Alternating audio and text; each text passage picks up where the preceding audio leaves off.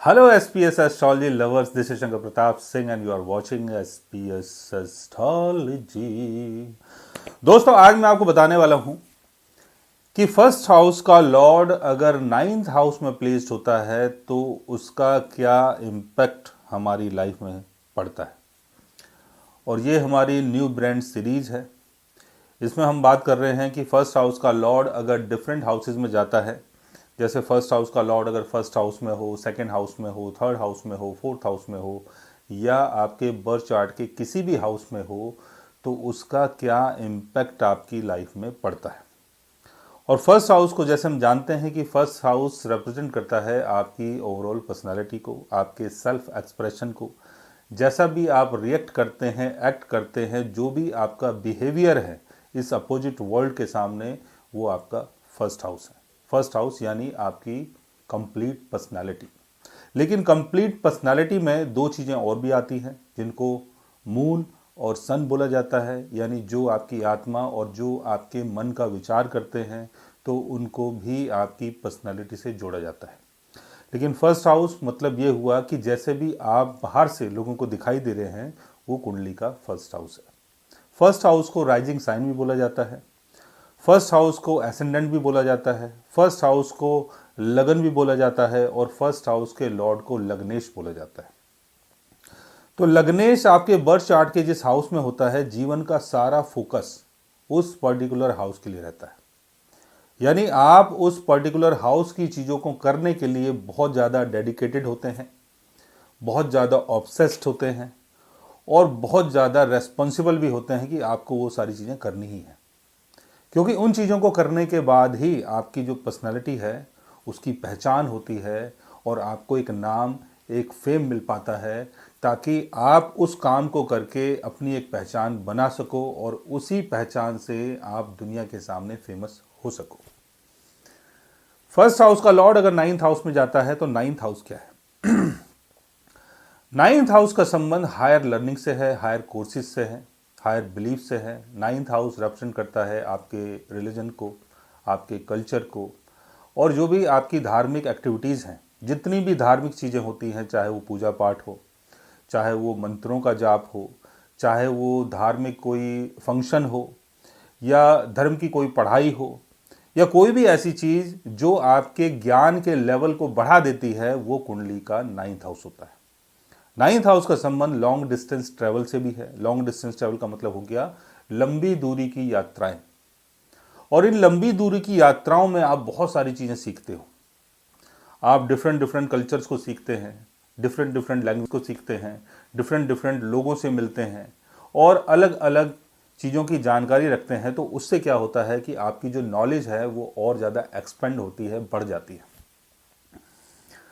तो ninth house में अगर फर्स्ट हाउस का लॉर्ड जाता है तो एजुकेशनल फील्ड, आध्यात्मिक फील्ड, रिलीजियस ज्ञान से संबंधित कोई भी फील्ड, इन सारी चीज़ों में आपका बहुत ज़्यादा इंटरेस्ट रहेगा। आप पढ़ाई लिखाई के शौकीन रहेंगे। आप चाहेंगे कि आपका ज्ञान का लेवल इतना ऊपर चला जाए कि आप इस दुनिया को अलग तरीके से देख पाएं और समझ पाएं, और उन्हीं चीज़ों को करने के लिए आप बहुत ज़्यादा फोकस्ड रहेंगे। नाइन्थ हाउस रिप्रेजेंट करता है आपके फादर को, आपके गुरु को। तो फादर के साथ बॉन्डिंग आपकी बहुत अच्छी होगी, अपने गुरु के साथ बॉन्डिंग आपकी बहुत अच्छी होगी, और धार्मिक एक्टिविटीज़ के साथ आपकी बॉन्डिंग बहुत अच्छी होगी। ऐसे लोग बहुत ज़्यादा ऑप्टिमिस्टिक होते हैं क्योंकि नाइन्थ हाउस का संबंध ऑप्टिमिज्म से है। यानी बहुत ज़्यादा आशावादी होते हैं। इनको अपने जीवन में काफ़ी चीज़ें चाहिए होती हैं, लेकिन उसके लिए ये आशा भी रखते हैं कि वो चीज़ें भी हमें जीवन में मिले। और दुनिया को, जहान को देखने का जो इनका एक तरीका होता है बहुत ही ब्रॉड होता है, बहुत बड़ा होता है। ये छोटी विचारधारा के लोग नहीं होते हैं, ये बड़ी विचारधारा के लोग होते हैं और बड़े तरीके से ही रहना पसंद करते हैं। ये समाज के उत्थान के लिए काम करते हैं, ये लोगों की नॉलेज के लिए काम करते हैं। जैसे कोई पढ़ाई लिखाई हो गया, वेद वेदांता की नॉलेज हो गई, उपनिषद की नॉलेज हो गई, पुराणों की नॉलेज हो गई, जितनी भी ऐसी नॉलेज है, जितने भी ऐसे गुण विज्ञान है, गुण ज्ञान है, उन सब चीज़ों में इनका बड़ा इंटरेस्ट रहता है।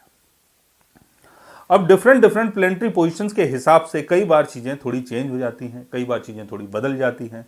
जैसे मैंने बोला कि 9th हाउस सिग्निफाई करता है आपके फादर को, आपके गुरु को, और फर्स्ट हाउस का लॉर्ड अगर 9th हाउस में है तो फादर और गुरु के लिए आप बहुत ज़्यादा डेडिकेटेड होते हैं। लेकिन कई बार फादर और गुरु के साथ भी आपके झगड़े चलते हैं। उसके पीछे अलग अलग प्लेनेटरी पोजीशंस होती है। क्या पता कि राहु की प्लेसमेंट 9th हाउस में हो, क्या पता कि 9th हाउस के लॉर्ड के ऊपर राहु का एस्पेक्ट हो, या शनि की प्लेसमेंट 9th हाउस में हो, या 9th हाउस का लॉर्ड कंबस्ट हो गया हो, अपने रेट्रोगेशन में हो गया हो। तो ऐसी बहुत सारी चीज़ें होती हैं जो 9th हाउस की चीज़ों को कई बार बिगाड़ देती हैं। लेकिन फर्स्ट हाउस का लॉर्ड अगर 9th हाउस में होता है तो जीवन का सारा फोकस 9th हाउस के लिए होता है, यानी हायर लर्निंग, हायर कोर्सेज, अपने कल्चर को जानना, अपने धर्म को समझना, धार्मिक एक्टिविटीज़ को प्रॉपर तरीके से जानना और करना, और अपनी नॉलेज को बढ़ाते चले जाना। नॉलेज को बढ़ाना, ज्ञान को बढ़ाना, चाहे वो यात्रा के थ्रू हो, चाहे वो पढ़ाई के थ्रू हो, चाहे वो ज्ञानवान लोगों के साथ बैठ के आप उन सब चीज़ों को करें। ये सारी चीज़ें ऐसी होती हैं जो आपके ज्ञान के लेवल को बढ़ा देती हैं। अब अगर सन की प्लेसमेंट 9th हाउस में होती है, सन अगर फर्स्ट हाउस का लॉर्ड है 9th हाउस में चला जाता है, तो सन क्या है? सन रिप्रेजेंट करता है आपके सेल्फ स्टीम को, आपकी ईगो को। सन आपकी कोर पर्सनालिटी है, सन आपकी अथॉरिटी है, सन का संबंध आपके फादर से है, सन रिप्रेजेंट करता है गवर्नमेंट को, और सन को डिवाइन पावर और डिवाइन नॉलेज से भी जोड़ा जाता है, क्योंकि सन जो है उसको आदित्य बोला जाता है, अदिति का पुत्र। तो जो आदित्य है उसके अंदर ज्ञान तो होगा। जिसने इस ब्रह्मांड की चीज़ों को कई बार देखा है और सबसे शुरुआती जीवन में देखा है, सबसे शुरू में देखा है, तो उसी को आदित्य बोला जाता है, उसी को भगवान विष्णु बोला जाता है, और वही सन है, वही ज्ञान है, और वही आत्मा है, वही सब कुछ है। तो सन अगर 9th हाउस में होगा तो 9th हाउस की चीज़ों के बारे में आपकी जो विचारधारा होगी वो बहुत बड़ी होगी। आप 9th हाउस की चीज़ों को करने के बाद बहुत ज़्यादा एनर्जेटिक, बहुत ज़्यादा कॉन्फिडेंट फील करेंगे। और जब भी आप 9th हाउस की चीज़ों करेंगे, जैसे पूजा पाठ अगर आपको करना है, जैसे किसी धार्मिक एक्टिविटीज़ में अगर आपको इन्वॉल्व होना है, जैसे किसी हायर कोर्सेज या कोई ऐसी लर्निंग अगर आप करना चाहते हैं, तो उन सब चीज़ों को करने के बाद आपका जो कॉन्फिडेंस है वो अलग ही निखर के आएगा, और उसी के थ्रू जो आपकी पर्सनैलिटी है वो धीरे धीरे करके शेप लेगी। यहाँ पर 9th हाउस की चीज़ों को जब आप करेंगे तो आप अपने विचारों को 9th हाउस की तरफ डालेंगे, और आप 9th हाउस के रोल बहुत कॉन्फिडेंट तरीके से करेंगे। यहाँ पर यह भी हो सकता है कि आप एक अच्छे फिलोसफर हों, आप एक अच्छे पंडित हों, आप एक अच्छे टीचर हों, आप एक अच्छे लेक्चरर हों। किसी भी ऐसे फील्ड में आपकी अपनी पहचान होगी और आपकी एक अपनी अथॉरिटी होगी कि आप लोगों के ऊपर रूल कर सके। As a priest, as a pandit, as a philosopher, आप जो भी फील्ड चूज करेंगे उसमें आपका एक अलग दबदबा होगा, एक अलग नाम होगा, एक अलग पहचान होगी, और लोग आपकी बातों को सुनेंगे, लोग आपकी बातों को मानेंगे। लेकिन सूर्य जिस हाउस में बैठता है, कई बार उस हाउस की चीजों को सूर्य बर्न कर देता है, बिकॉज सूर्य का संबंध आपकी ईगो से है। तो कई बार लोगों को दिखेगा कि आप बहुत ज्यादा ईगोइस्ट हैं, आप ज्ञानी तो हैं लेकिन आप वही चाहते हैं जो आपको करना है, और लोगों को दिखाई देगा कि आपका जो नेचर है वो ऐसा है कि माई वे और हाईवे, यानी या तो मेरे हिसाब से चलो या अपना रास्ता बदल दो। तो कई बार लोगों के साथ आपके संबंध थोड़े बिगड़ सकते हैं, फादर के साथ संबंध थोड़े बिगड़ सकते हैं, फादर के साथ ईगो क्लैश हो सकता है, गुरु के साथ ईगो क्लैश हो सकता है, अगर सूर्य की प्लेसमेंट 9th हाउस में है। और सूर्य अगर 9th हाउस में होगा तो यहां पर सूर्य अपने एक्सल्टेशन में होगा, क्योंकि लियो एसेंडेंट में अगर सूर्य 9th हाउस में होगा तो 9th हाउस में एरीज साइन आता है, और एरीज साइन जो है उसका स्वामी है मंगल। एरीज साइन में सूर्य अपने एक्सल्टेशन में होता है। तो यहां थोड़ा बहुत ईगो क्लैश चल सकता है, लेकिन आप बहुत ज्ञानी पर्सन रहेंगे, और जिस भी फील्ड में आप रहेंगे उसमें आपका एक अलग मुकाम होगा, अलग दबदबा होगा। आप लोगों के ऊपर रूल करेंगे अपने ज्ञान के माध्यम से, और जब भी 9th हाउस की चीजों को करेंगे तो आपका जो कॉन्फिडेंस है वो अलग ही निखर के आएगा। अब मून की प्लेसमेंट अगर 9th हाउस में होती है, मून अगर फर्स्ट हाउस का लॉर्ड है, 9th हाउस में अगर मून की प्लेसमेंट होती है, तो मून रिप्रेजेंट करता है आपकी मदर को, मून रिप्रेजेंट करता है आपके इमोशंस को, मून आपका माइंड है। जिन चीजों से आप इमोशनली कनेक्ट होते हैं वो मून है। तो जैसे मैंने बताया कि मून का संबंध आपकी मदर से है, तो आपकी जो मदर हैं वो बहुत ज़्यादा धार्मिक हो सकती है, क्योंकि 9वां घर जो है वो धर्म का है। पूजा पाठ करना, धार्मिक एक्टिविटीज़ करना, बड़ी पढ़ाई करना, ज्ञान की चीज़ों में ऑल टाइम लगे रहना, ये आपकी मदर का नेचर हो सकता है और आप भी इन सब चीज़ों से इमोशनली जुड़े रहेंगे। जब भी आप 9th हाउस की चीज़ों को करेंगे, यानी जब भी आप धार्मिक एक्टिविटीज़ में रहेंगे या हायर कोर्सेज, हायर लर्निंग की तरफ अगर आप जाएंगे, ज़्यादा पढ़ाई करेंगे, तो आपकी उसमें से एक चीज़ निकल के आएगी कि आप बहुत ज़्यादा कंफर्टेबल और बहुत ज़्यादा सिक्योर महसूस करोगे। जो भी आपका कंफर्ट्स का लेवल है वो 9th हाउस की चीज़ों को करने के बाद आएगा और आप बहुत ज़्यादा सिक्योर महसूस करेंगे। आपको लगेगा कि हाँ, मैं जो कर रहा हूँ बिल्कुल ठीक है और मुझे इन चीज़ों को करने के बाद एक आत्मिक संतुष्टि, एक मन की संतुष्टि मुझे मिल रही है और मैं 9th हाउस की चीज़ों को करना चाहूँगा। तो कई बार 9th हाउस की चीज़ों में आप बहुत ज़्यादा इमोशनल हो जाते हैं, बहुत ज़्यादा केयरिंग हो जाते हैं और जो भी पूजा पाठ है, जो भी ज्ञान है, जो भी धर्म है, उन सब चीज़ों से आप बहुत इमोशनली कनेक्ट हो जाते हैं और आप कोशिश करते हैं कि आप लोगों की केयर करें 9th हाउस से संबंधित चीज़ों को लेकर। अगर आप एक गुरु हैं, अगर आप एक फिलोसफर हैं, अगर आप एक टीचर हैं, तो इसमें आपकी केयर दिखाई देगी कि आप लोगों के लिए बहुत ज़्यादा केयरफुल रहेंगे और 9th हाउस की चीज़ों के लिए बहुत ज़्यादा इमोशनल रहेंगे। जिस दिन आप पूजा पाठ नहीं कर पाएंगे, जिस दिन आप पढ़ाई नहीं कर पाएंगे या जिस दिन आप अपने फादर, अपने गुरु के साथ उठ बैठ नहीं पाएंगे, तो उस दिन आप बहुत ज़्यादा डिप्रेस्ड भी महसूस करेंगे, क्योंकि जहाँ पर हमारा मून होता है हम उन चीज़ों से इमोशनली बहुत ज़्यादा कनेक्ट हो जाते हैं और जब वो चीज़ें हमें नहीं मिलती है तो कहीं ना कहीं हमारी एंजाइटी का लेवल बढ़ जाता है। तो 9th हाउस की चीज़ों को करने के बाद आप बहुत ज़्यादा सिक्योर महसूस करते हैं, बहुत कंफर्टेबल महसूस करते हैं और आपको ऐसा लगता है कि अगर मैं 9th हाउस की चीज़ों को करता रहूं तो मेरा जीवन बहुत अच्छेगा और रहेगा। मार्स की प्लेसमेंट अगर 9th हाउस में होती है, मार्स अगर आपके फर्स्ट हाउस का लॉर्ड है और 9th हाउस में अगर मार्स की प्लेसमेंट होती है, तो मंगल रिप्रेजेंट करता है आपके एग्रेशन को, आपकी एनर्जी को। मंगल एक वैसा प्लेनेट है कि जो चीज़ों को कॉन्कर करना चाहता है, हासिल करना चाहता है। और यहां 9th हाउस में अगर मंगल की प्लेसमेंट है तो 9th हाउस की चीज़ों को करते हुए आप बहुत ज़्यादा अपने जोश का प्रदर्शन करेंगे, अपनी एनर्जी का प्रदर्शन करेंगे और 9th हाउस की चीज़ों को बहुत ही डेडिकेटेड तरीके से करना चाहेंगे। चाहे वो धर्म की पढ़ाई हो, चाहे वो हायर लर्निंग हो, चाहे वो लॉन्ग डिस्टेंस ट्रैवल हो, जो भी चीज़ आप काम करेंगे उसमें एक आपका जोश दिखाई देगा कि आप बड़े जोशीले हैं और 9th हाउस की चीज़ों को करने के लिए आप बहुत ज़्यादा डेडिकेटेड हैं। कई बार यहां मंगल 9th हाउस की चीज़ों को करने के लिए बहुत ज़्यादा एग्रेसिव हो जाता है, यानी जब भी आप अपनी बातों को दूसरों तक व्यक्त करते हैं या जो भी आपकी आइडियोलॉजी है या जो भी आपकी फिलॉसफी है, जब आप उन सब चीज़ों को दूसरों तक व्यक्त करना चाहेंगे या बताना चाहेंगे तो वहां पर आपका एक एग्रेशन भी दिखाई देगा और लोगों को लगेगा कि ये अपनी बातों को थोपना चाहते हैं। उसके चक्कर में कई बार लड़ाई झगड़े भी हो सकते हैं कि दूसरे लोगों को आपकी विचारधारा समझ में ना आए, दूसरे लोगों को आपकी बातें समझ में ना आए। तो यहां पर कई बार मंगल जो है वो 9th हाउस की चीज़ों को करने के लिए बहुत ज़्यादा एग्रेसिव होता है और 9th हाउस की चीज़ों को जब आप व्यक्त करते हैं तो प्रॉपर तरीके से आप समझ नहीं पाते हैं कि 9th हाउस की चीज़ों को मुझे कैसे व्यक्त करना है। कई बार आप जब अपनी धर्म की बात करते हैं या दूसरे की धर्म की बात करते हैं तो वहां पर आपका जो एग्रेशन है वो सबसे ज़्यादा दिखाई देता है। तो यहां पर आपको अपने आप को कंट्रोल करना है, अपने आप को मैनेज करना है। जोश एक अलग बात है, जोश में रहिए, लेकिन आप वो काम ना करें जो काम दूसरे लोगों को पसंद ना आए। अपनी बातों को अगर बोलना है, समझाना है, तो उसको आराम से, अच्छे तरीके से भी आप लोगों को समझा सकते हैं। तो यहाँ 9th हाउस में मंगल हालांकि बहुत अच्छा होता है कि 9th हाउस की चीज़ों को करने के लिए आपके अंदर बहुत ज़्यादा एनर्जी होती है, जोश होता है, उत्साह होता है, लेकिन कहीं ना कहीं अपने एंगर को भी आपको कंट्रोल करना है। मरकरी अगर फर्स्ट हाउस का लॉर्ड है और मरकरी की प्लेसमेंट अगर 9th हाउस में होती है तो यहां पर मरकरी बहुत अच्छा काम करता है।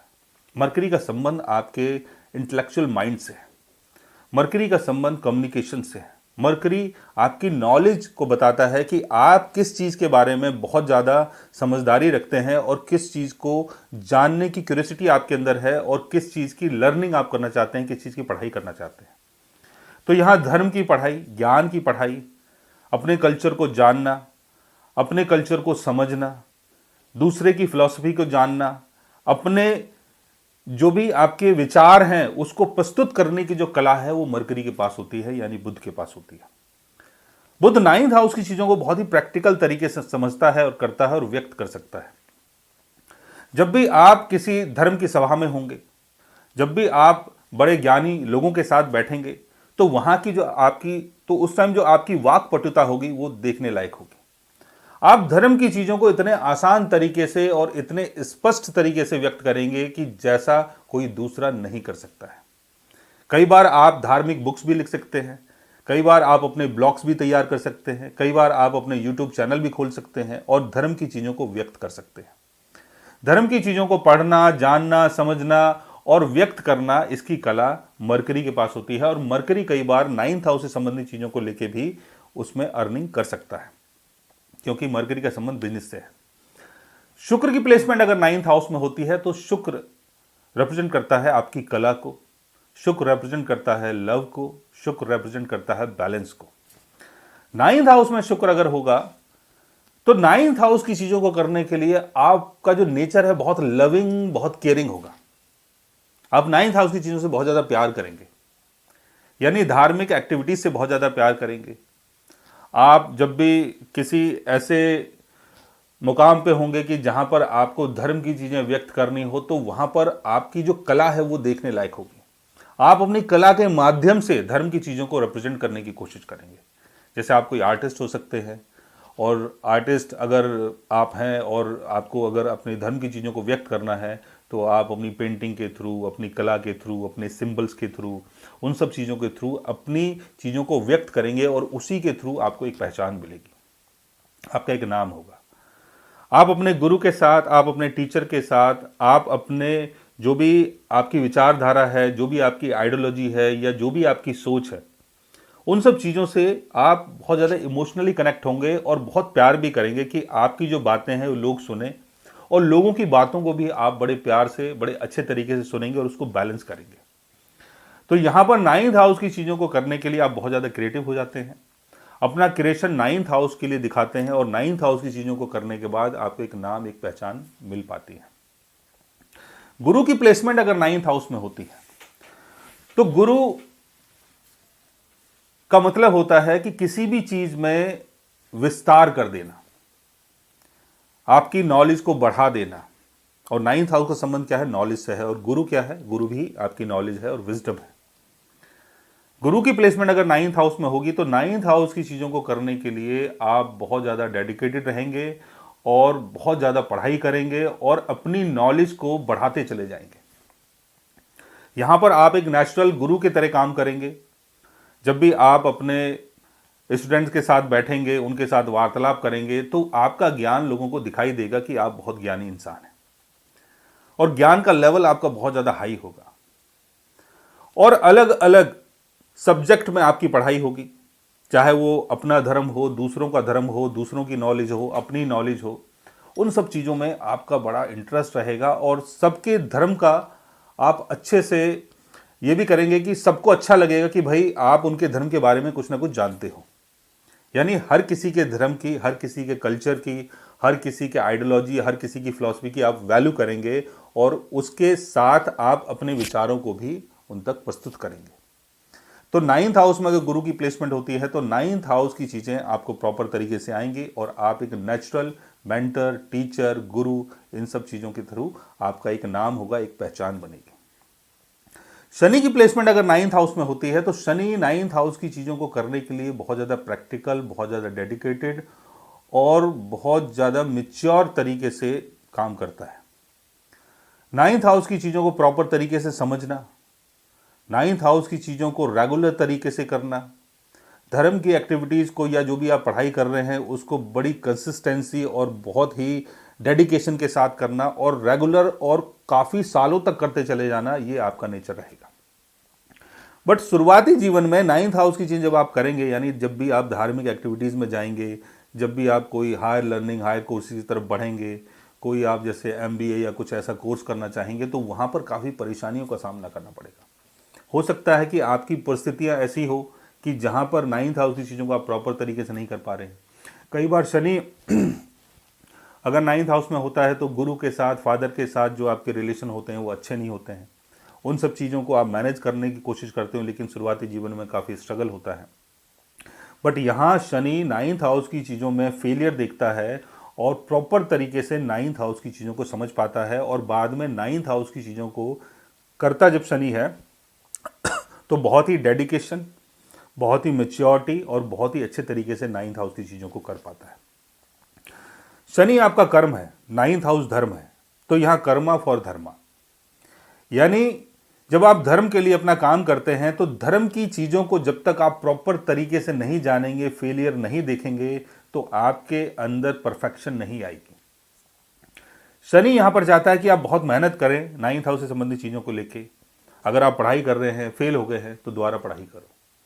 अगर आप ज्ञानवान की चीज़ों में हैं और आपको लोग सपोर्ट नहीं कर रहे हैं और लोगों तक आपका विस्तार नहीं हो रहा है, तो बार बार कोशिश करो, बार बार काम करो और कंसिस्टेंसी के साथ काम करो।